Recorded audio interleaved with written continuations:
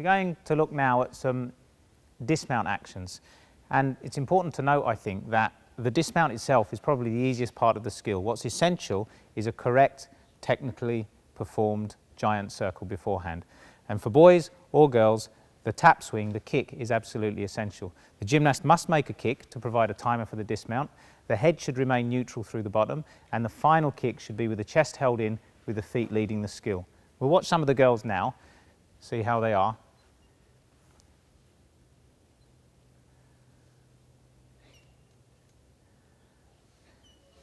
Here, Kaylee, you can see kicking, but slightly early. If she can put her feet down a little bit more in line with the guy ropes, and perhaps keep her head neutral between her arms when she finishes the kick off. And of course, the back somersault, the straight somersault, should happen at the top of that kick. So I would make sure that the giant circles are in that sort of shape before you start thinking about a dismount. The danger point, obviously, is if you don't kick, or if you kick too early, you end up flying away from the bar. At worst, you could end up hitting the bar. A common mistake is actually closing the shoulder angle by tipping the head back. Katie's just moving her head back a little bit there. It's better to keep your head neutral and try to work through the hips rather than closing the shoulder angle. Head still. That's not a bad example of a kick where the feet lead over. Slightly later kick.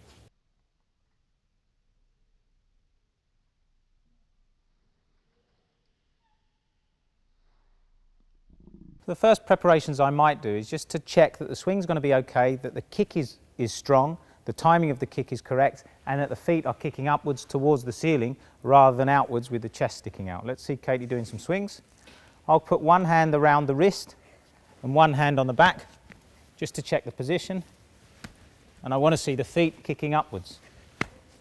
And as that swing develops, at the end of that swing, Katie was to let go without closing her shoulders. She should fly.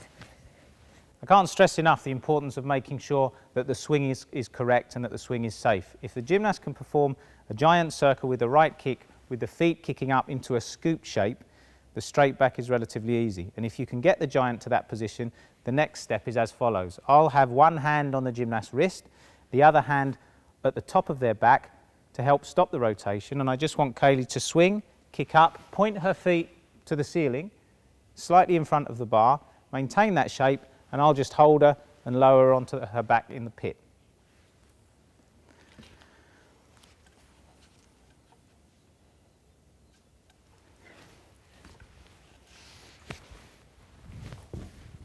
Good. Next one. It's important to keep a hold of the arm and to keep a hold of the back. This one helps to keep the head in a neutral position. The temptation will be for the gymnast to press on the bar and move the head backwards. We want to try and avoid that so the gymnast flies as high as possible. Same thing, Katie. Strong kick.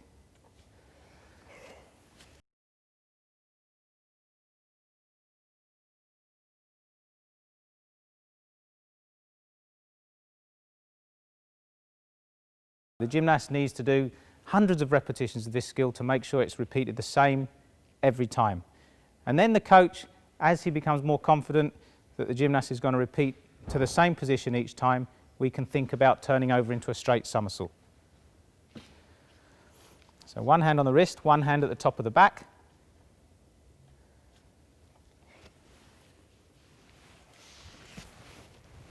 And I could feel that one was an early kick and an early release. So I'm not happy to let that go over.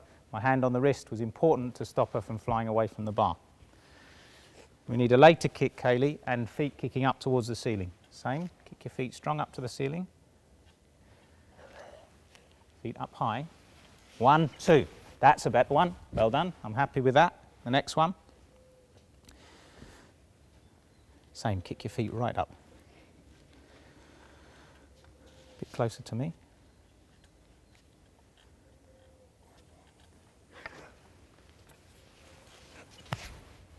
Good. Try to keep your chest in at the top. Just as you release, you move your chest.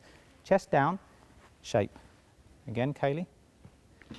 Can you kick your feet a little bit higher? Later kick and upwards. Kick later, kick late. And that would be the next step, to actually release the bar. If the gymnast has got it in the right position, change hands and perhaps follow the gymnast down into the pit. Katie? Feet down, up. And as the gymnast gets more practiced, you don't necessarily need to jump into the pit with them. I like the idea of perhaps not telling the gymnast that we're going to do a somersault. The gymnast doesn't know whether she's going to land on her shoulders or she's going to do a straight somersault. Essentially it's the same, and often when you ask a gymnast to perform a straight back somersault, it's when poor technique tends to creep in. Kick up, keep your shape. That's good. Well done. So vary the two stations, sometimes dropping to back, sometimes turning over. Feet up high, up. That's good. When you let go, chest in. Yeah? Kick your feet up. Feet up, strong. Well done. So when the gymnast has mastered the straight back using this technique, it's very straightforward to move onto double back somersaults, double tug back, double pike back, and the job of the coach is simply to ensure the safety of the gymnast upon release, to help to push in the correct direction so that she's not going to hit the bar or they're not going to fly too far forwards. And if the timing of the kick is right and the gymnast maintains the head position neutral without pressing on the shoulders to close the shoulder angle, we should have a good double somersault. And again, you can support the whole skill by jumping into the pit or moving with the gymnast, or simply check that the exit is safe, the release point from the bar. We'd expect that the gymnast has enough experience in other areas of double somersault, perhaps on the floor or on trampolines supported, so that they can perform the double back somersault no problem. Kick to the same position, head still, and off. Next one.